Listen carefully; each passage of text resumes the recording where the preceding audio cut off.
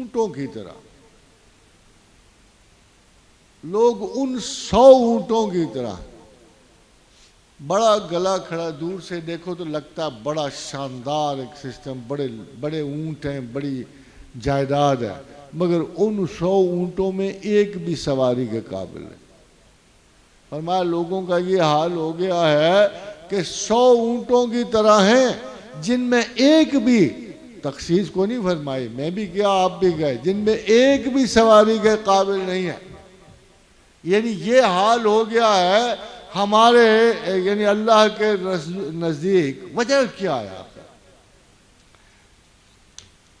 یہ جو لوگ بڑے بڑے زاہد بنتے ہیں نا، پھٹے پرانے کپڑے، چہرے بگاڑے ہوئے، بڑے بڑے دعوے دار، ہم یہ کرتے ہیں وہ کرتے ہیں، ان سے دھوکہ نہ کھانا۔ معیار آپ کے رسول مقرر کر گئے،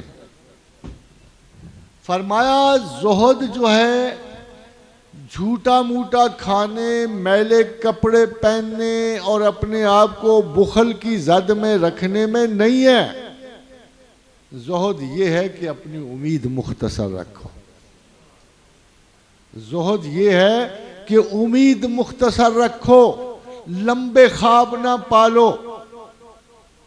وجہ حضور اکرم مرتبہ نے 3 لائنیں کھینچی، ایک لائن لمبی، ایک قریب اور ایک ادھر۔ کہا یہ جو ادھر ہے یہ انسان ہے، اور یہ لمبی لائن اس کی امید کی ہے، مگر بیچ میں موت ہے۔ اس سے پیشتر کہ یہ اپنی امید تک پہنچے، موت اسے آ لیتی۔ یہ امید کی طوالت عقل کے ضائع کرنے کے برابر ہے۔ میں اکثر دیکھتا ہوں ایک آدمی آتا ہے بچہ لے کے، چلو یہ آدمی کی خواہش ختم ہو گئی، میں اسے ڈاکٹر بنانا چاہتا ہوں۔ اس کے بعد ابھی وہ 5ویں میں بھی نہیں ہے، اس کے بعد وہ اس کا سکول چنتا ہے، پھر کہتا ہے میں نے اسے انگلینڈ بھیجنا ہے، میں نے جی اسے لنڈن سکول آف اکنامکس بھیجنا ہے۔ وہ میں کہتا ہوں یار ابھی تو 5ویں میں ہے، اتنی دور تمہارے خواب و خیال، اتنی دور، یہ تو ابھی 5ویں میں، اس میں تو 6ٹی میں چڑھنا بھی اس کا عجیب مشکوک ہے، تو تم تو اسے انگلینڈ بھیج کے وہاں گوری سے شادی کرا کے واپس بھی لے آئے ہو۔ یہ طول عمل ہے۔ ہم اپنی خواہشات، ڈیزائر اور اپنے خواب اتنے لمبے نہیں بن سکتے، ہماری آنکھیں اس طرح بے عمل ہو جاتی، ہم خواب چنتے چنتے عمل سے گزر جاتے ہیں۔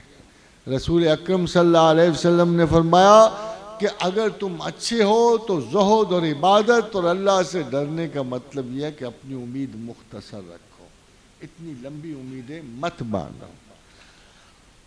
ایک اور بڑی عجیب سی بات ہے، یہ ایکچولی میں یہ احادیث اس لیے میں بھی آپ کے ساتھ یہ احادیث پڑھ رہا ہوں، مجھے بھی ان سے وہی سبق حاصل ہو رہا ہے جو میں کوشش کر رہا ہوں۔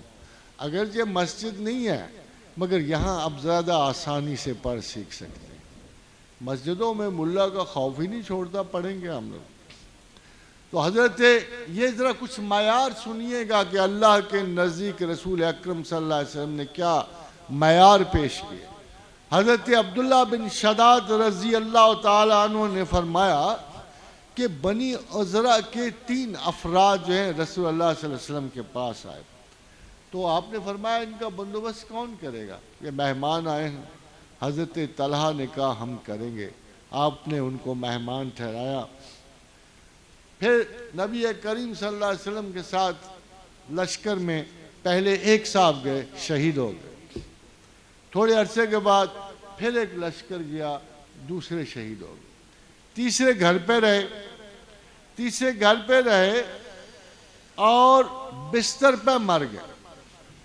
تو کہتے ہیں میں نے خواب دیکھا کہ وہ بستر پہ مرنے والا ان دونوں سے بڑا تھا۔